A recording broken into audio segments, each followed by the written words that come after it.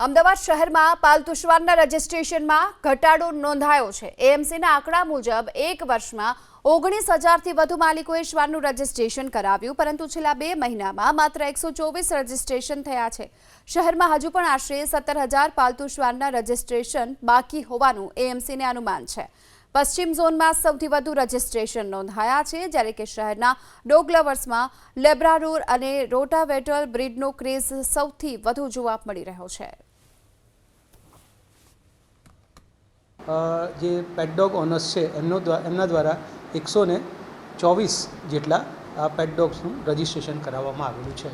અગાઉના સમયમાં જે રજિસ્ટ્રેશન થયા છે એના પ્રમાણમાં આ ચાલુ માસ છેલ્લા 2 માસમાં રજિસ્ટ્રેશનનું પ્રમાણ થોડું ઓછું છે।